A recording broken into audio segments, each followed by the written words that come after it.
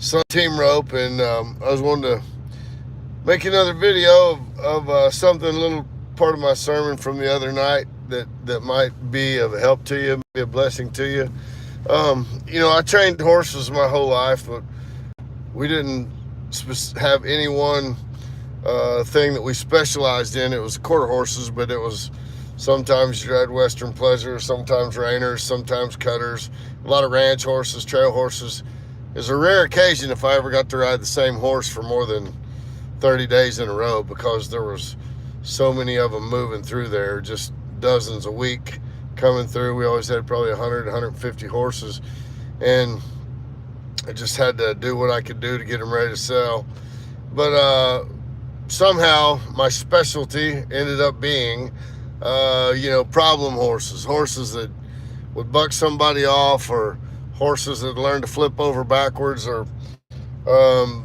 rub somebody off on the fence, or these problem horses ended up at our place a lot because I guess people knew, we'd find something to do with them. But anyway, there was this one horse that my dad had that had bought, had 100 and something Western Pleasure points, a really beautiful mare.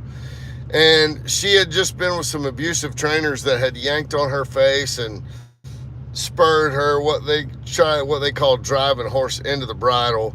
And they really try to get them slow for this Western Pleasure. And not all trainers are abusive, but some of them are. And I've seen some of them that are. Man, they'll snatch and spur and snatch and spur. And it's more than a lot of horses could take. Well, this particular horse had enough, and they said that if anybody got on this horse, she would just run and jump out of the arena, try to jump out of the arena. She was so terrified. She had been jerked on and spurred on so much, and they'd had her to all kinds of different trainers, and they couldn't do anything. So we got her, and I never had any instructions. We were like, here's what she does, just go fix her.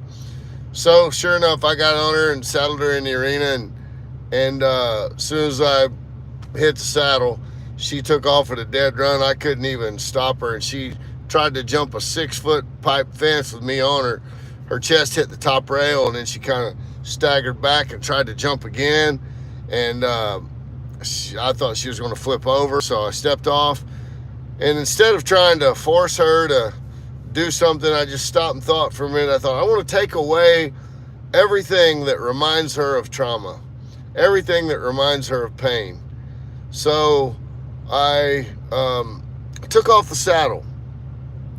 And then after I took off the saddle, I took off the bridle, because that's where a lot of her pain came from, was the bridle being snatched on her face. And so I just put a halter on her, and I thought, what else is causing her pain? This arena, this pipe arena. She has been abused inside an arena. So I let her out in the middle of the pasture in grass up to her knees almost. Let her just in a pretty pasture way a long way from the barn. And I just stood there and held her and let her eat grass. And then I was just rubbing her back and just rubbing her back. And so after a while, I just jumped up on her bareback. She kind of looked a little concerned for a second. I just pet her, sit there and pet her until she started eating grass again.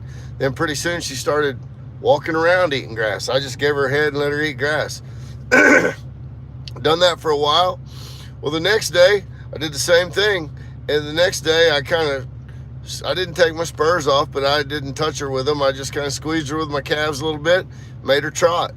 She trotted around. We rode all around the pasture, across the creek. We went and looked at some cows, rode through the cows, just looking at nature, just made her forget all about it. The third day, same thing. Let her eat grass just a little bit shorter, just, for maybe 3 minutes instead of 20 minutes, to just making her forget all about the trauma. So the third day, I loped her, what a layman might think of as a gallop, and I galloped her all around the field, took her across the creek and all that. About day number 4 or 5, we reintroduced the saddle. I put a saddle on her, and just a halter, no bridle yet. Trail rode her all over the pasture, walked, trot, cantered a little bit. She did fine. On that next day, put a bridle on her. Did the same thing out in the pasture. Well, after about 7 or 8 rides, whatever it was, finally got on her in an arena with a bridle and saddle. And I just slipped up on her, walked her, trotted her, canted her. She loped around there just so pretty. I never touched her with a spur. Easy on her mouth. I put an easy little snaffle bit in her mouth, something soft, and just stopped her with 2 fingers, backed her up with 2 fingers, eased her, just neck reined her easy, didn't snatch, didn't pull. And we sold that horse for a lot of money, and she ended up going on and getting more Western pleasure points. Well, what did I do?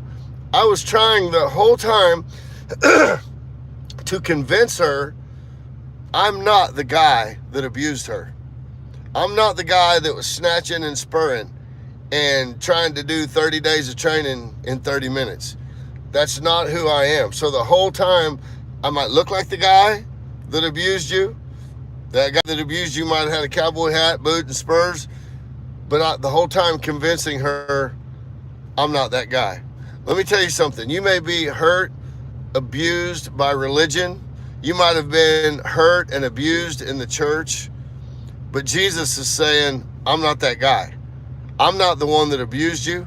Don't turn away from Jesus because you have been abused by a ministry, a church, religion, religious people. You might have been abused by a pastor or a worship leader or someone very religious. You might have had parents that were very religious, that lived like the devil at home and abused you emotionally, physically, sexually, whatever. But Jesus is saying, I'm not that guy. That's not me. And what Jesus wants to do, he wants to remove everything in your life that reminds you of the trauma. He wants to remove the saddle, the bridle, the arena.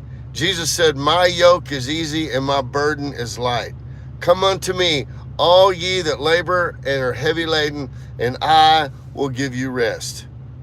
So if you've been hurt in any way, know that Jesus is not the person that done that. Religion might have done that. Preachers or church might have done that. Jesus didn't do that.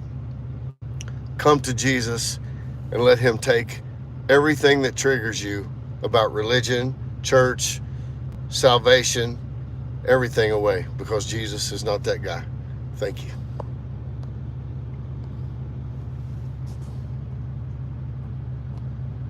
And I don't know how to turn this off.